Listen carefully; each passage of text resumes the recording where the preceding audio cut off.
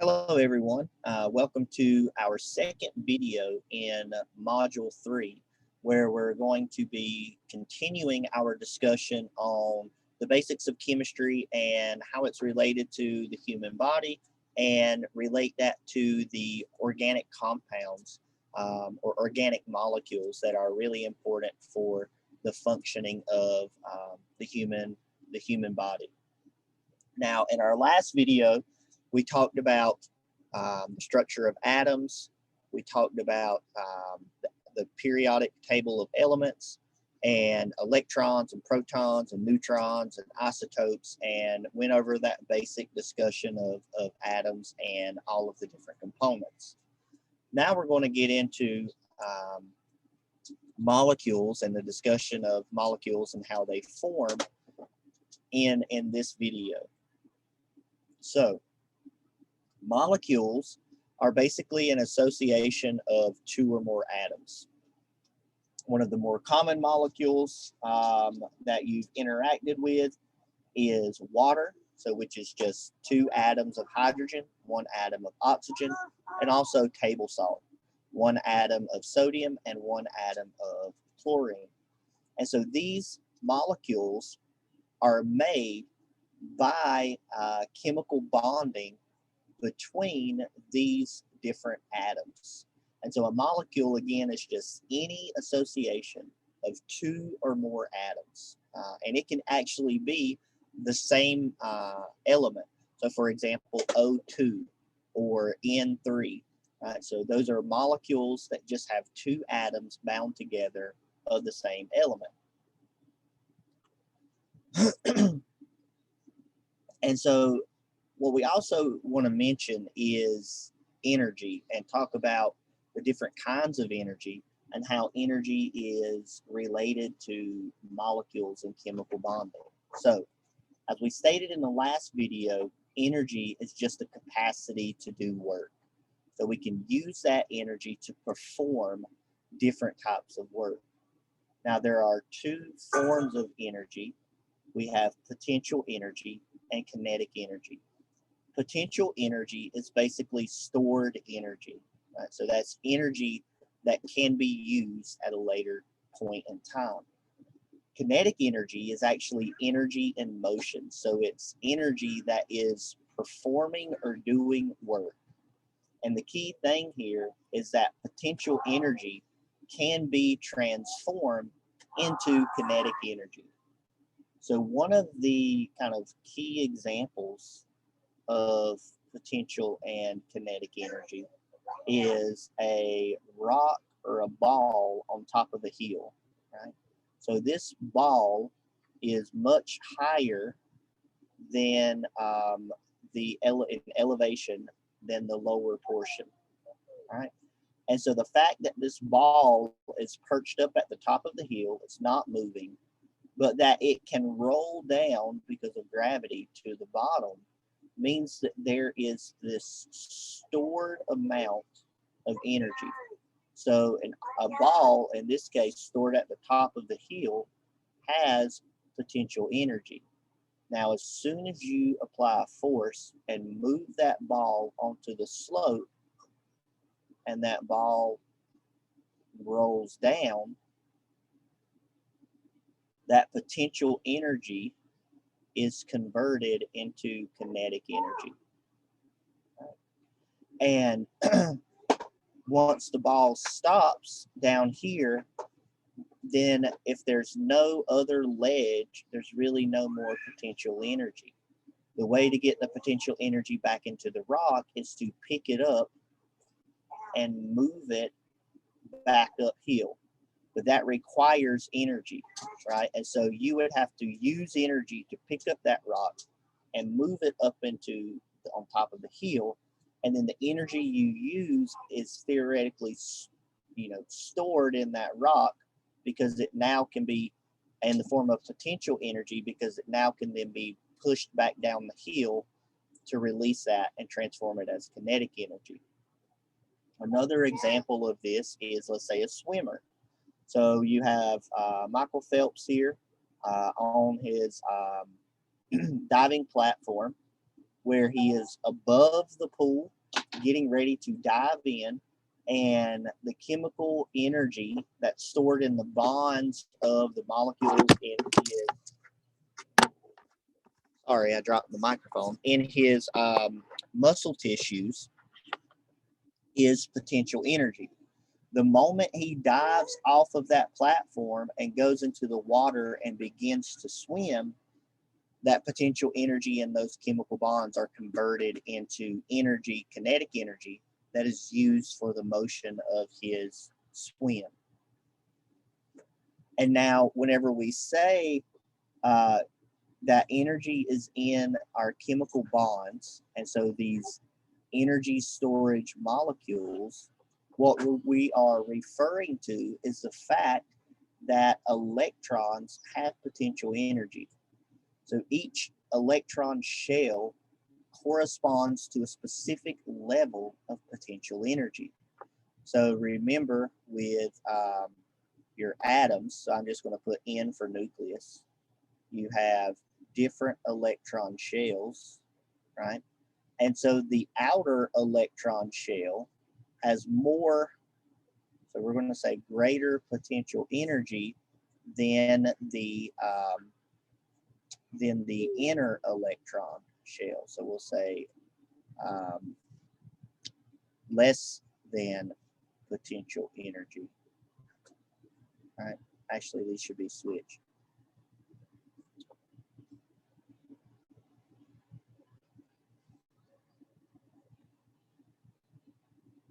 All right. So this outer shell has, we'll just say, a large amount of potential energy, and this inner shell has a lower amount of potential energy, and then this one is in between the two. So the farther away the electron shell is from the nucleus, the more potential energy that electron has. And like we mentioned, atoms are more stable when that outermost shell is full. And what atoms will do is they will interact with other atoms. Right? Remember, they make those chemical bonds to fill their outermost shells. And like I mentioned earlier in the first video, the way they fill those shells is through the chemical bonds. And so chemical bonds are just attractive forces that are holding atoms together, right? So for example, if you have a water molecule, there are chemical bonds that's holding the hydrogens to that oxygen atom. Now, there are three kinds of chemical bonds we're going to talk about. You have covalent bonds, ionic bonds, and hydrogen bonds. The strength of these bonds decrease through these categories. So covalent is the strongest, ionic is the second strongest, hydrogen bonds are the third strongest in these list of bonds here, chemical bonds. Now, these bonds form due to different types of interactions. The first type of bond we're going to look at are the covalent bonds. Covalent bonds form when atoms share electrons. And like I mentioned, these are very strong bonds. And so what happens is, so remember we said that hydrogen, right, has one atom in its outer shell. So I'm going to draw another one like this, right? And remember that inner shell needs two atoms or two electrons to be stable.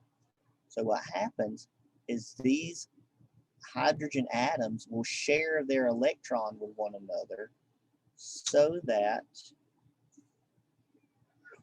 they share those electrons and they are in close enough proximity to where they essentially have two electrons in that outer shell.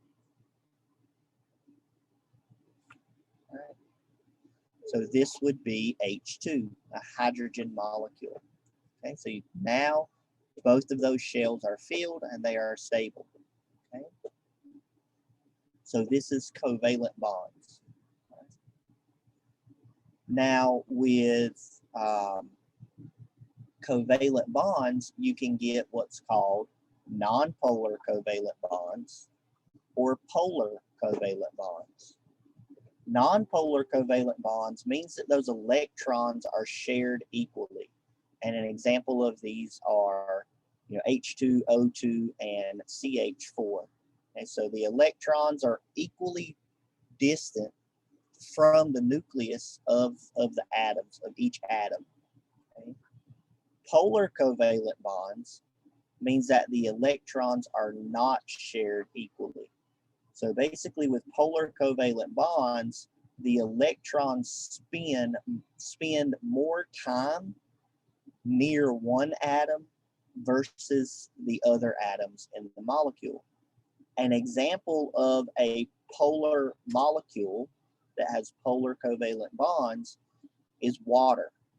So the oxygen has a stronger pull on those shared electrons with the hydrogens, and so those electrons spend more time around the oxygen atom compared to the hydrogen atoms.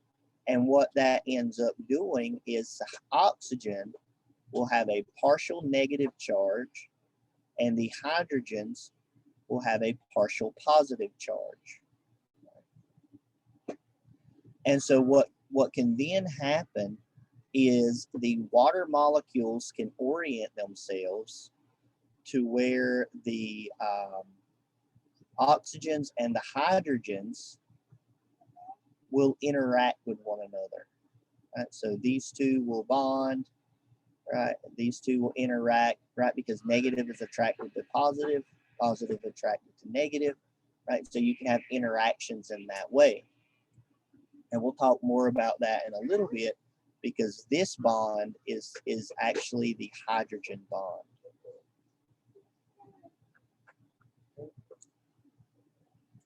So here's a structural representation of chemical bonds, or I'm sorry, covalent bonds. It's also a chemical bond.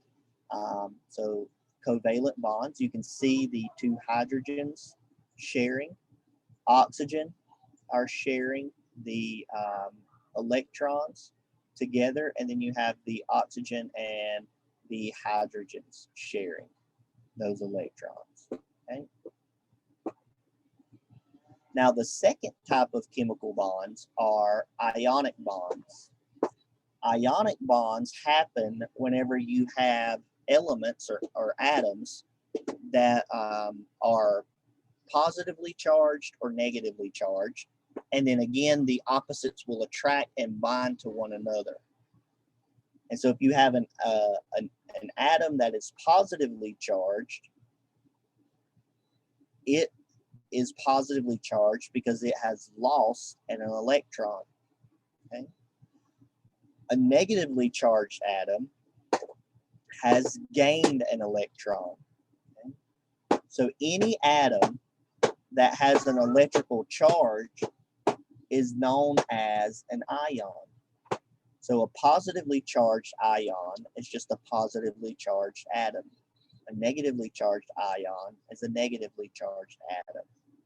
And these ionic bonds form when oppositely charged atoms attract to one another and bind with one another. So an example is NaCl.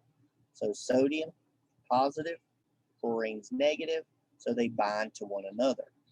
And sodium is positive because it gives an electron to chlorine, and so it loses an electron, so it gets that positive charge. Chlorine gains an electron, so it gets that negative charge.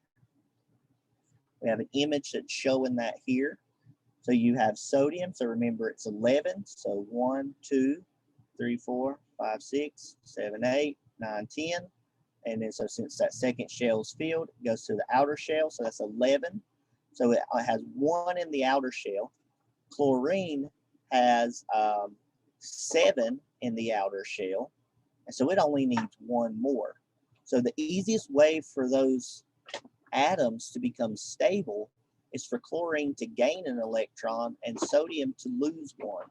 So sodium will lose that electron, give it to chlorine, and then chlorine will be stable, and now sodium will be stable. And they don't share those electrons, because if they shared, then sodium would have 2 in the outer shell. Chlorine would be stable, but sodium wouldn't. And so that's not an ideal situation for the sodium ion.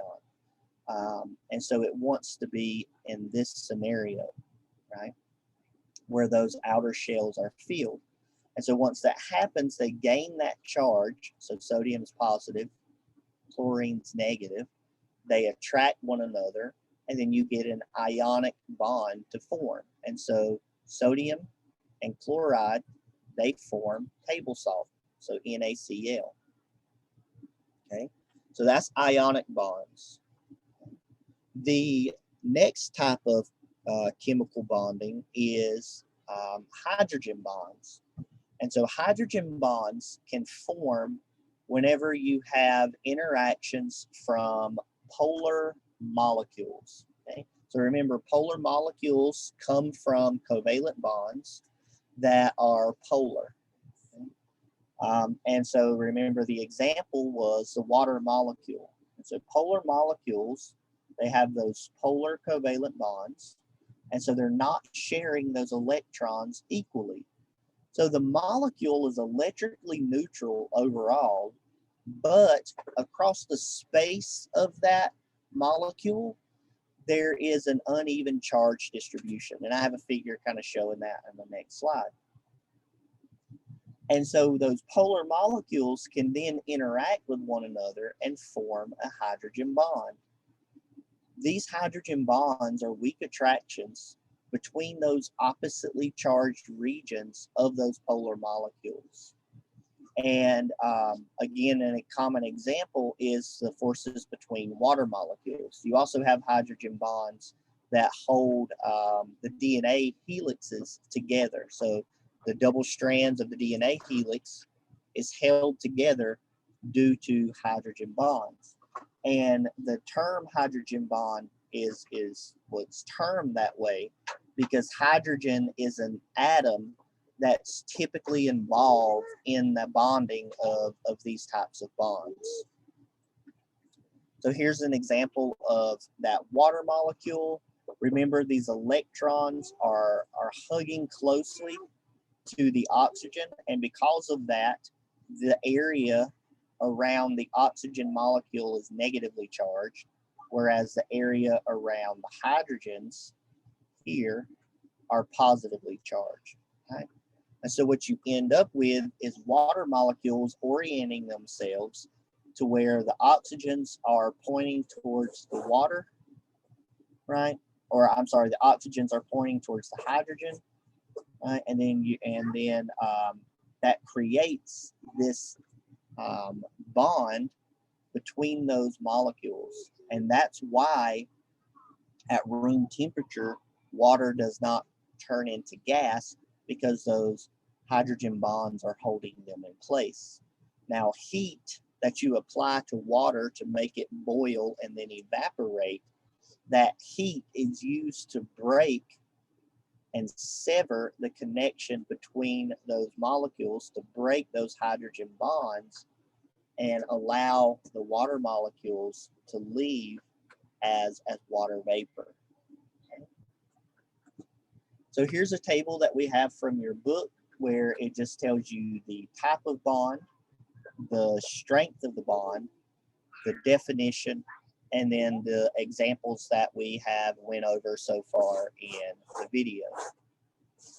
So here we have a little animation that we are going to watch before we get into our organic compounds.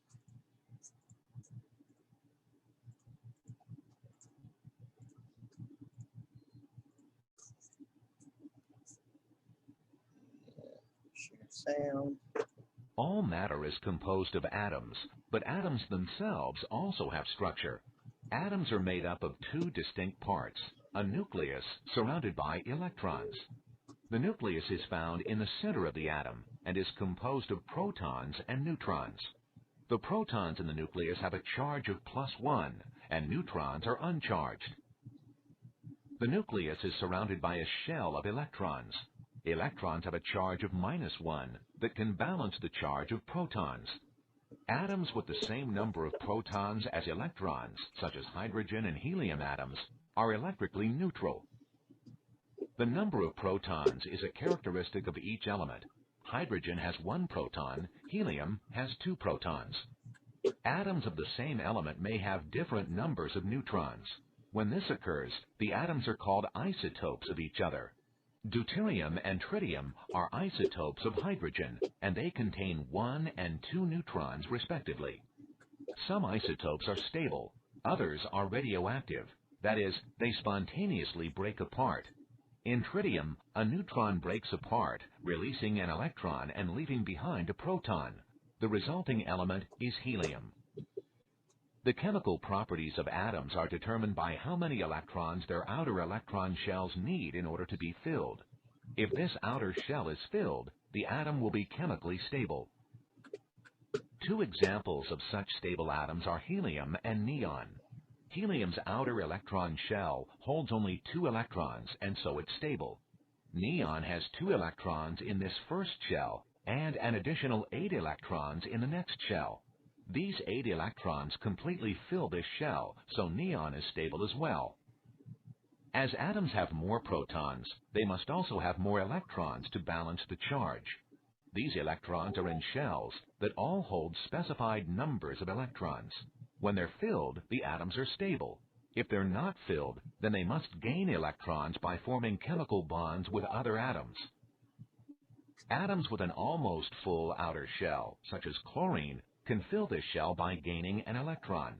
This will leave the atom with a charge of -1 because the number of electrons exceeds the number of protons by 1. A charged atom is called an ion. Atoms with few electrons in the outermost shell, like sodium, can lose these electrons more easily to end up with a more stable empty shell. This leaves the atom with a charge of +1 because its number of protons exceeds its number of electrons by 1.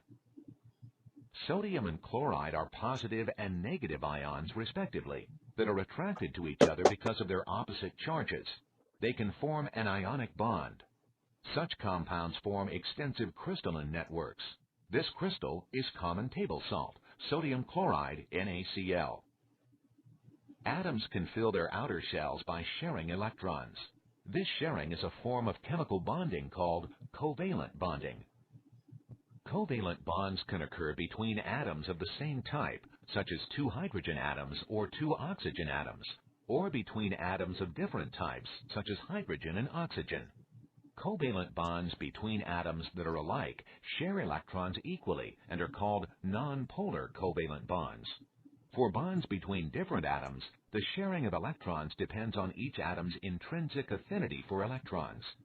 The affinity of an atom for electrons is a characteristic of the atom. Bonds between atoms that differ in affinity for electrons are called polar covalent bonds. The term polarity refers to the fact that the electrons spend more time near the atom that has a greater affinity for electrons. In the example of water, the electrons spend more time near the oxygen atom, giving it a partial negative charge, and less time near the hydrogen atoms, giving them partial positive charges. Although a water molecule has partial charges, these charges balance, making the molecule electrically neutral. The polarity of water has far-reaching effects on biological systems.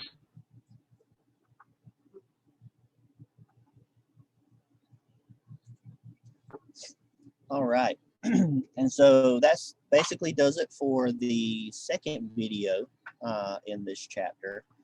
What we'll do in the third video is we'll start our discussion on carbon-based molecules, so organic compounds, and then we'll get into each of the individual classes of organic molecules and discuss the functions and characteristics of each of those molecules. And so with that, we'll see you in the next video.